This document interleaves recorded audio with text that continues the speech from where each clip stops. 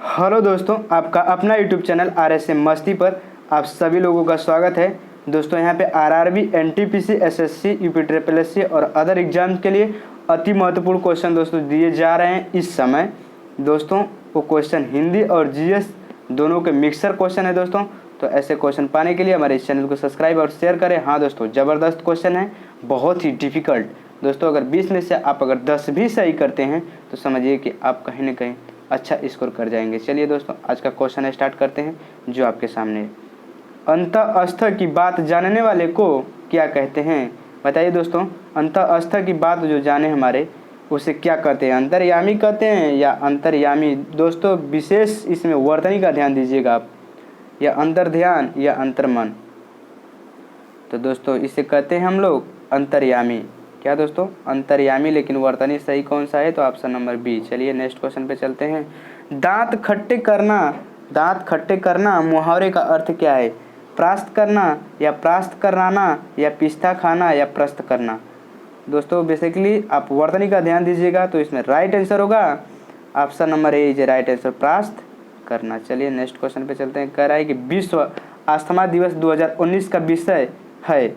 विश्व अस्थमा दिवस 2019 का विषय क्या है? टॉप फॉर अस्थमा या is it time to control asthma या you can control your asthma या इनमें से उपयुक्त में से कोई नहीं? बताइए दोस्तों। दोस्तों इसका राइट आंसर होगा ऑप्शन नंबर ए। दोस्तों ज़बरदस्त क्वेश्चन है, आशा करते हैं कि आपके नज़र में भी ये डिफ़िकल्ट होंगे और हैं भी। चलिए आगे बढ़ते हैं क्वेश्चन पे। हिंदी साहित्य का आधुनिक काल कब से प्रारंभ माना जाता है? बताइए दोस्तों, हिंदी साहित्य का आधुनिक काल कब से प्रारंभ माना जाता है? 1999 से, 1850 से, 1951 से, 1752 से? बताइए दोस्तों कब से माना जाता है?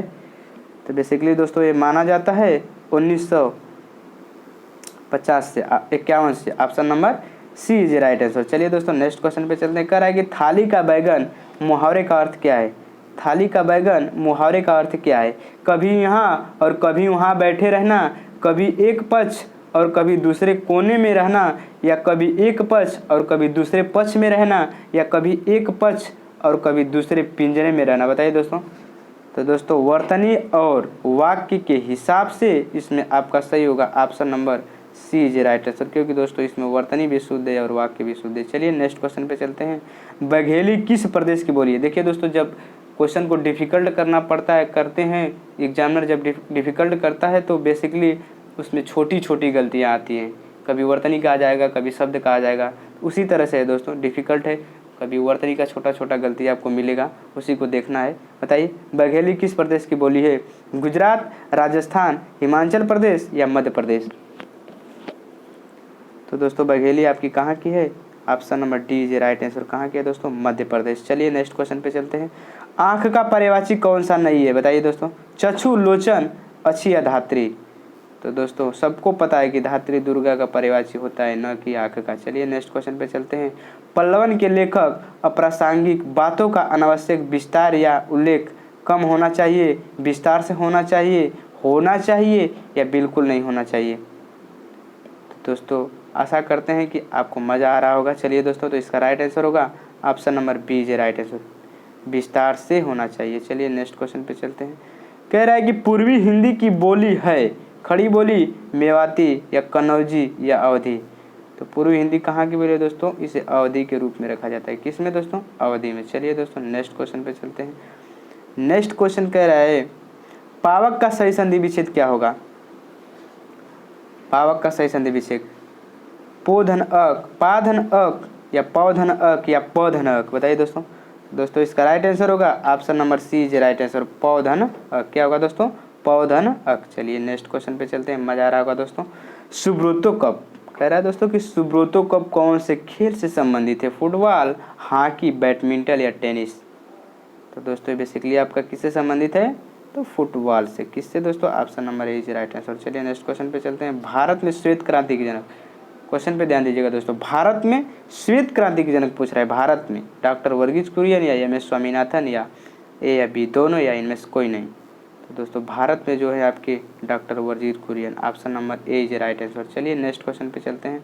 कह रहा है कि कमरा को खड़ी बोली में क्या कहते हैं? घर में रखने का स्थान, या मोटी कमर, या एक स्थान, या रोएदार काले रंग का कीड़ा कंबल।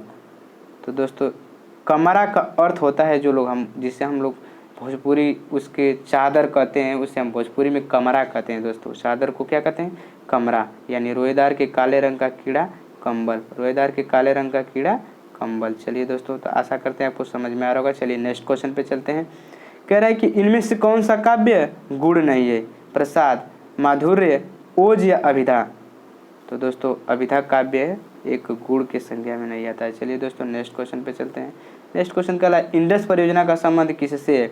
नदी जोड़ो, या पर्यावरण, या महिला, या बाल आश्रम से। दोस्तों क्वेश्चन को पढ़ने से तो लग रहा है दोस्तों इंडस परियोजना किसी नदी से संबंधित है, लेकिन दोस्तों ये क्या है? गलत है। इंडस परियोजना किससे संबंधित है? बाल आश्रम से। किससे दोस्तों? बाल आश्रम से। चलिए नेक्स्ट क्वेश्चन पे चलते हैं। कह रहा है कि कविता के दो पक्ष होते हैं, केंद्र भाव और बाहरी भाव, शिल्प पक्ष और कथा पक्ष, भाषा और शैली, भाव पक्ष और कला पक्ष। तो दोस्तों option number D right answer होगा। दोस्तों कविता के दो पक्ष होते हैं, एक कला होती है दोस्तों, उसकी कोई न कोई कला होगी और उसका कोई न कोई पक्ष होगा। दोस्तों उसमें कोई न कोई कला होगी और पक्ष होगा। चलिए नेक्स्ट क्वेश्चन पे चलते हैं। कह रहा है कि इतना ही नहीं, हिंदी में ऐसे हजारों सूक्तियाँ और कहावतें प्रचलित हैं जिनके अर्थ ऊपर से तो स्पष्ट नहीं, किंतु उनका अर्थ विस्तार करने पर उनके भाव पूरी तरह स्पष्ट हो जाते हैं। लेखक की इस प्रक्रिया को हिंदी में, या क्रिया या प्रक्रिया को हिंदी में क्या कहते हैं? पल्लवन, या विच्छेद, या स्पष्टीकरण, या संक्षेपण। तो दोस्तों इससे हम लोग क्या कहते हैं? बेसिकली बहुत ज़बरदस्त क्वेश्चन है, बहुत बार पूछा गया है दोस्तों यूपी ट्रिपल एससी में। तो किसे क्या कहते हैं? पल्लवन कहते हैं। क्या कहते हैं दोस्तों? पल्लवन। कढ़ाई और कढ़ाई का अर्थ क्या होता है दोस्तों? बिंदी का बसंतर है। कढ़ाई और कढ़ाई का अर्थ क्या होता है बताइए? सिलाई और लोहे का बर्तन, किसी दाकारी और टीन का बर्तन, किसी दाकारी और लोहे का बर्तन, किसी दाकारी और पीतल का बर्तन। तो दोस्तों इसका राइट आंसर होगा option number C right answer होगा। दोस्तों इसका अर्थ होता है किसीदाकारी, यानी कि जो साड़ी पे जो कढ़ाई होती है दोस्तों उसी को कहते हैं, और लोहे का बर्तन। चलिए दोस्तों नेक्स्ट क्वेश्चन पे चलते हैं। कह रहा है कि जिह्वा के आधार पर स्वर कितने प्रकार के होते हैं? 2 प्रकार के, 3 प्रकार के, 4 प्रकार के, या 6 प्रकार के।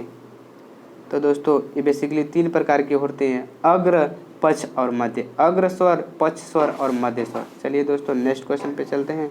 कह रहा है कि समुच्चय बोधक को कहते हैं, समुच्चय बोधक को क्या कहते हैं दोस्तों बताइए? अभिकारी, विकारी, या दोनों, या इनमें से कोई नहीं।